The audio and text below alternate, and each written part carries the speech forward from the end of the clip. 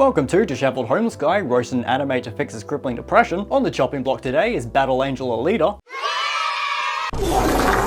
This show was so successful, in fact, that they made two 30-minute episodes, stopped giving a shite, and pulled the plug without a conclusion. Very cool. Just like my parents, I'll be splitting up each episode into its own video, leaving me to deal with the consequences of my own actions. We enter this new world like a baby evacuating a jumbly dribble hole into the great unknown. That was oddly profound. Good job. A man is seen finding and dismembering his victim's body parts for later use. But don't worry, he's a doctor. We get a better look at the man, looking more angular than an isosceles triangle, with that sniffer and tumorous chin of his. Oh boy. He discovers a discarded and concerningly accurate, atomically correct doll that isn't used for sexual relief in the middle of a trash pile, and decides it's a good idea to investigate the pre-loved love doll. Hey, my wife and I saw you from across the bar and we really dig your vibe. Can we buy you a drink? The man that I shall name Dr. Doofenshmirtz starts dancing with the pleasure doll in excitement. Bet he's gonna give it a name. And we cut to the title screen. Oh boy, I'm hooked. The doll is brought back to the world of the living and is immediately confronted by visions of a human toe looming over her limp body. Hey doc, put me back under. You know what? Don't worry about it. I got it.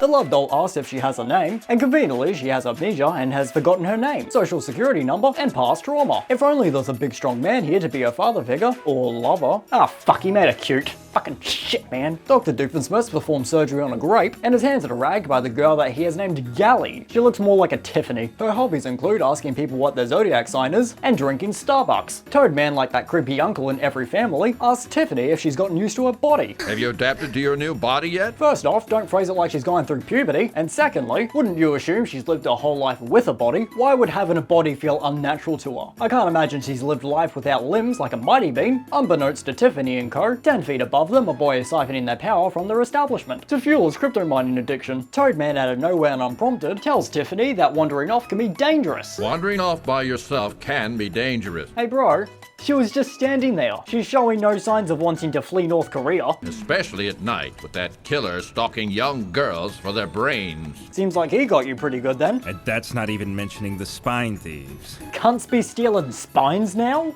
Yo, what? Who the fuck needs a whole ass spinal column? The fuck you gonna do with it? Fucking croquet? That's a fact! What in the Jesus fuck are you? And why is it talking? 1 minute I'm Hulk, the next I'm spineless. I take it back, he's now my new favorite character. You see, with cyborg technology, most body parts can be replaced with synthetics. Everything except the human spine. Have you tried a pool noodle? You might find positive results. And that means that there's a thriving black market of ruthless organ brokers who'll take the back from under your shirt. Spine, not an organ, I checked. In enters Crypto Bro, i.e. main love interest, to the family meeting, telling them that he's too lazy to finish his one job and will now no longer work for Exposure. Well, thanks for trying. Would you like something to drink before you go, Hugo? Hey kid, don't drink the Kool-Aid. You're the 5th intern this week and it's only Tuesday. No thanks. Phew, that was a close one. I've still got another 30 houses or so to hit today. We hitting houses now? Didn't know that was something that you could physically assault. Oh, you're meaning rob. Well, see you tomorrow. Bye. I'm with him. Courteous and hard-working. Rare qualities in a young man these days.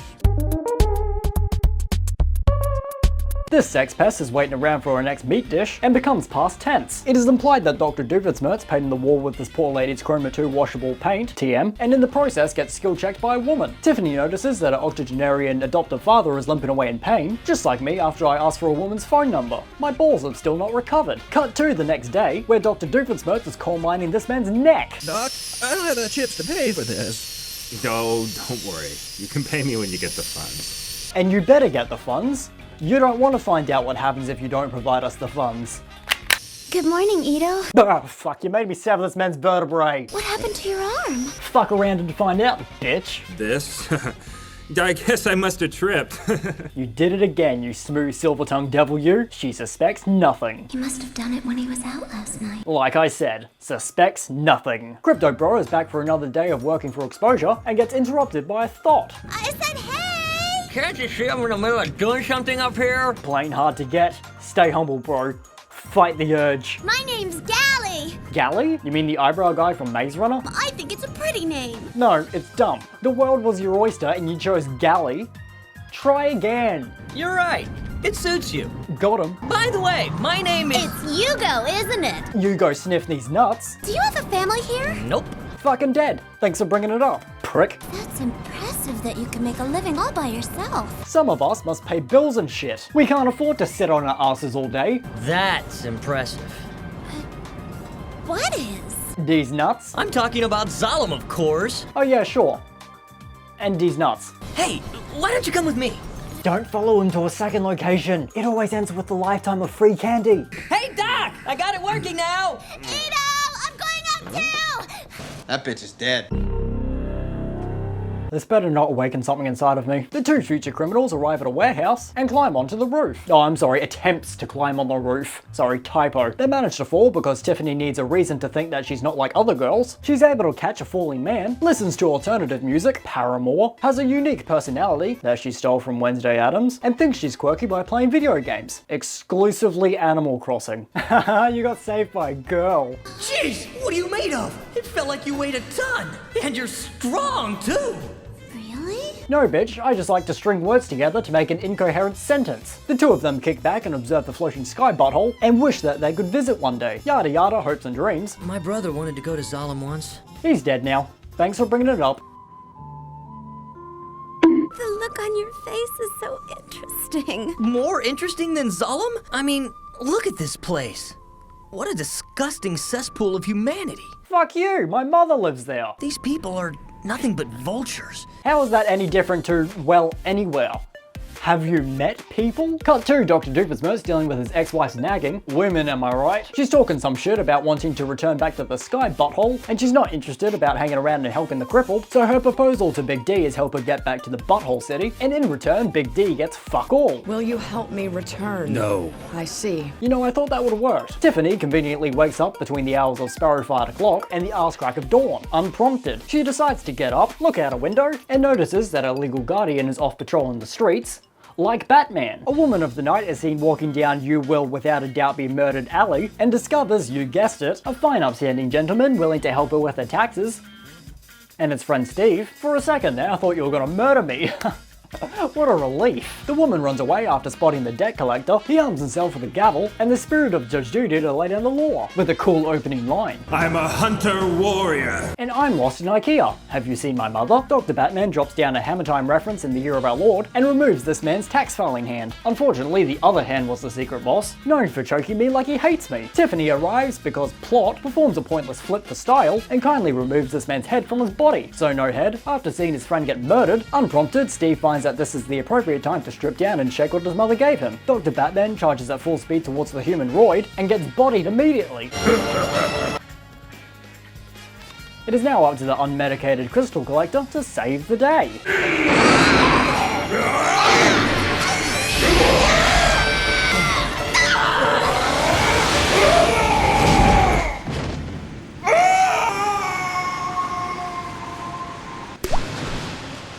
It was just that easy, man. Maybe if you didn't spend 20 minutes trying to figure out a Hammer Time joke, maybe you would have been successful. Are you alright? Is your body damaged? Yeah, I'm fine. And bipolar. I should call her. Those moves you made, very impressive. I didn't know you could fight. And I didn't know Tumblr was used for other things besides sharing pictures of nude women. My body moved by itself. That happens to me too, but I have to be blackout drunk. It's a lucky dip as to where I'll end up. I can't believe that you saved me. Yeah. Batman and Robin dispose of their evidence and receives a tax-deductible cash prize for beheading a man. Bat-Dad law dumps that the police are fucked off, and now he is justice. Tiffany, with her pent-up rage, daddy issues, and murderous intent, arrives at the conclusion that she wants to be a masked vigilante. Not for money or wanting to save people, but because she loves assault and battery. I didn't give you limbs to do things like this. You don't have to work. All you have to do is be beautiful. First off, creepy, and secondly, you said be my house bitch wrong. I don't want you soiling your perfect hands with blood. What, she tripped? Do you think I'm some doll for you to play with? My homie, don't tell me that you stuck your dick in crazy. You know what they say? Once you go whack, you can never go toe crack. Something like that, you get the point. Tiffany runs away to start a life of poverty and heavy cocaine usage. Smooth transition into a nude woman. Unrelated, 10 out of 10 anime would recommend. She's sucking pupils in hopes of getting a New York apartment in this economy. You might even say that she's getting double stuffed. How soon you go to Zalem will be determined by the quality of your work and the size of my profits. Bro is packing major profits. Who let the horse in? Call me Mr. Hands, cause somebody's getting fucked by a stallion tonight. Boobies! From this side of the censor bar, I can confirm, you specifically can't see shit. Sucks for you, nerd. Oh, and Steve is here now. He's the least of my priorities. I don't give a shit. We have a door. Try again. Sherin, help me. My whole body is on fire. That's called gonorrhea, fuckface. Stop putting your Cheeto doodle in places where it doesn't belong. Why should I work on a brain-eating junkie with a price on his head? No, hear him out. He's got a point. STDs are lucrative if we can treat them. Dr. Doofenshmirtz is contemplating letting his fuck daughter becoming a mercenary assassin. Because fuck Child Protective Services. What do they know about raising children? Ultimately, Tiffany doesn't need a legal guardian to sign up for slaughter school. Oh, I see that you're between the ages of 8 and 57. Here's your gun, license to kill, cleaning kit, and Fight Club on DVD. Hashtag not sponsored. Now don't forget to go out there, have some fun, and you slay queen. So Dom Umami decides to rebuild Steve into the ultimate fucking machine. Little too real. This scene splicing becomes more bipolar than my ex-girlfriend. Bing bong, back to Tiffany, she's now a registered goon. What is Solemn really like? The official answer to that is no comment. And my response is fuck you. The conversation literally ends there, and now she's confessing her crimes to her father figure. I've just registered myself as a hunter-warrior. I don't give a fuck. Night falls and the two of them are on patrol to dick down some baddies. Oh look, and there they are, harvesting bone marrow from willing participants. Rise and shine, dickweed, here's your glass of orange juice, now fuck off. Oh, so the guy that showed up moments after explaining the spine thief is a spine thief? I'm sorry, I can't handle this now. I need some time to process this unexpected betrayal. The Scooby-Doo gang is cornered by this week's new villain, Steve 2.0. Oh no, if only we made sure that he was dead after falling into a pool of water. Dog goes bork bork and becomes a hashtag. After witnessing her beloved pet being turned into a kebab, Tiffany finds that this is a reasonable time to start her career as a beauty guru by smearing bodily fluids on her face. I accept. Your makeup is shit. Shh. He's behind you. The two opposing forces decide to take a moment and walk together to a more suitable boss arena. Battles aren't my strong suit to talk about because the overstimulation. Also, it takes several lifetimes to talk about everything that happened. So Clifford the Big Red Cliff Notes are, Tiffany gets fucking beamed, but she's reasonably okay to complete a gymnastics competition. Steve is kind enough to allow her to perch on his arm like a bird. Tiffany charges up her fire fist, one punches Steve, launching herself into the air and splitting him into the sequel. I've lost again, Ito! I've shit myself again, Ito. I should be upset to the point of tears, but I'm ecstatic with joy. Ito, I'll always be your galley. I believe you. You can only be what you want.